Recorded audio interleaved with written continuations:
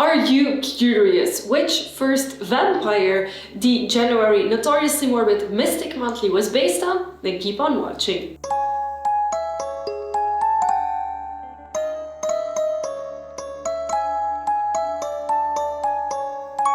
Hey you, and welcome to the Notoriously Morbid YouTube channel. My name is Orphia, and in today's video I will be showing you the products that are in the January edition of the Mystic Monthly by Notoriously Morbid. Now, the Mystic Monthly, for those of you who don't know it yet, is a monthly subscription by Notoriously Morbid in which you get two products. One of them is a liquid lipstick, a Mystic matte or shimmer or whatever it could be, and the second product is another product that pairs with it.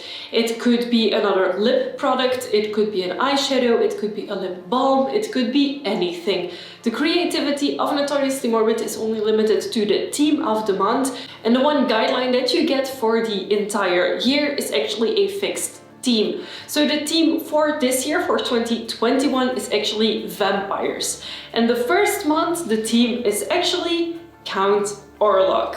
For those of you who don't know, Count Orlok is the name of the Count in the movie Nosferatu. Now, I do know that a lot of people confuse Nosferatu as the name of the main character with the title of the movie, but it's actually not the case, and it's one of the biggest misconceptions about the Nosferatu movies is that the main character isn't actually called Nosferatu, but he is actually called Count Orlok. I want to give you a little bit of background information on the movie Nosferatu and why it is so important to our subculture, because face it, the main products that you will see in these subscriptions are based around cult movies in the alternative and even in the god subculture. Now, Nosferatu was a silent film released in 1922, so that's almost 100 years ago. Now, and another fun fact about this movie is that it was not even intended as a silent film. However, the scores of the movie were lost and therefore it became a silent film. And of course, the main character of the movies, Count Orlok, was played by German actor Max Schreck. Now, the full original name of the movie is Nosferatu, eine Symphonie des Grauens. It is a German movie. And in English, it translates to Nosferatu, a Symphony of Horror. And you will see that the name actually comes back in one of the products that Notoriously Morbid made. Now, there was a lot of controversy about the movie because it is and it isn't a direct, indirect, unofficial copy of Bram Stoker's Dracula. Now, if you have read the books of Bram Stoker's Dracula and if you have seen Nosferatu, you can find a lot of similarities. However, there is no direct proof that this is a remake of Dracula. But there are way too many similarities for it to be a coincidence. So some people consider it a remake, some people don't. The relatives of Bram Stoker actually tried to have the movie been taken out of cinemas and taken out of circulation, and it almost completely happened. And that actually led to only a few copies of the movie being available, and therefore it becoming a cult classic because it was so hard to find. Nowadays you can easily find it, but back in the days it was really hard to find, making it a very obscure and novelty movie to see. Now, the controversy about this movie actually is what it made a cult favorite. And of course, in pop culture, you can still find a lot of references to Nosferatu and to Count Orlok. You can find them in songs, you can find them in other movies. There's even products based around them, so you can still find a lot of t-shirts with Count Orlok's image on it. And I personally own a Belgian poster with his representation on it as well. So you can see that Nosferatu and especially Count Orlok have made a big impact on the alternative subculture.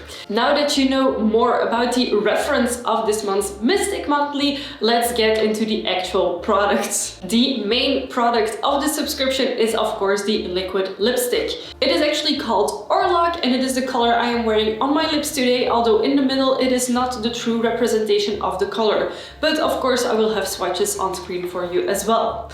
Orlok is a deep matte gray flavored blueberry acai and saltwater taffy. Now this smells absolutely amazing. It smells like candy more or less, and I have to warn you that this is a thin formula. What does this mean is that I do not advise you to tip over the tube because the product will leak from it.